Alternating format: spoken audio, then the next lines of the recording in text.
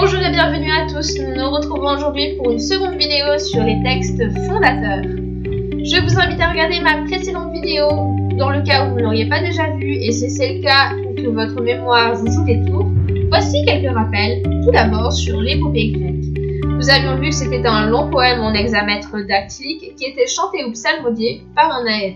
Il mélangeait faits historiques et merveilleux et avait pour but de faire l'éloge d'un héros ou d'un peuple et participer à la construction d'une identité nationale.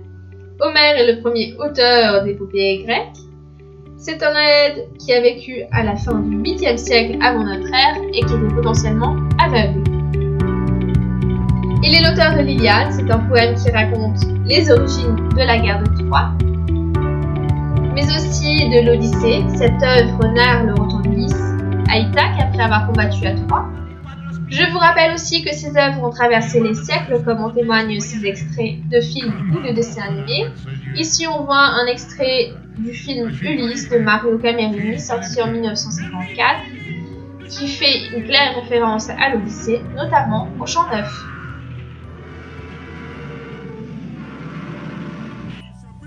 Pareillement, ce dessin animé datant de 2002 fait une claire référence à l'Odyssée, notamment au Chant Neuf. Et voici le célébrissime film de Wolfgang Petersen sorti en 2004, 3.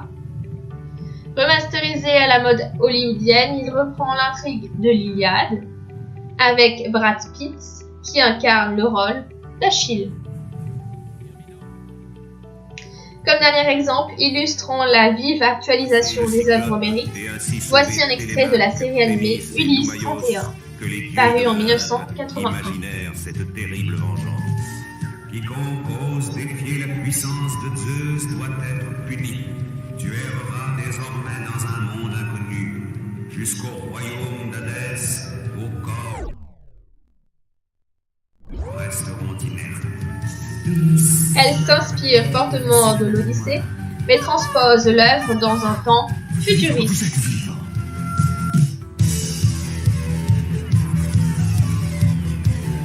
Après ces quelques rappels, passons à notre sujet du jour, le Chant Neuf de l'Odyssée.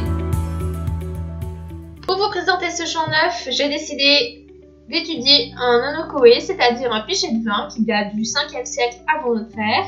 On voit plusieurs personnages dessinés à l'encre noire, notamment Ulysse et ses compagnons à gauche et Polyphème à droite.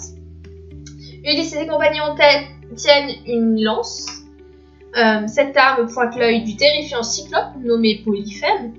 Ce monstre ici endormi retient Ulysse et ses compagnons en otage, et ce pichet illustre un moment fatidique avant que Polyphème ne perde la vue et qu'Ulysse et ses compagnons ne prennent la fuite.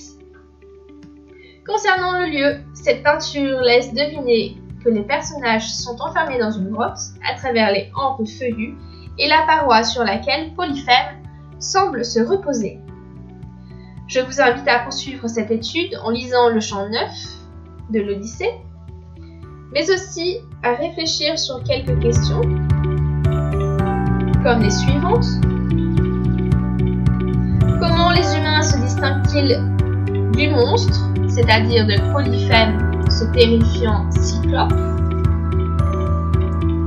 Comment peut-on distinguer Ulysse de ses compagnons?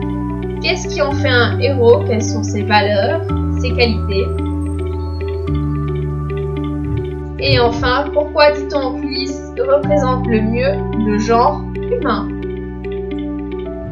Je vous remercie d'avoir regardé cette vidéo et je vous invite maintenant à répondre au QCM que j'ai mis en ligne et à compléter le mot croisé distribué en classe si ce n'est pas déjà fait. À très bientôt!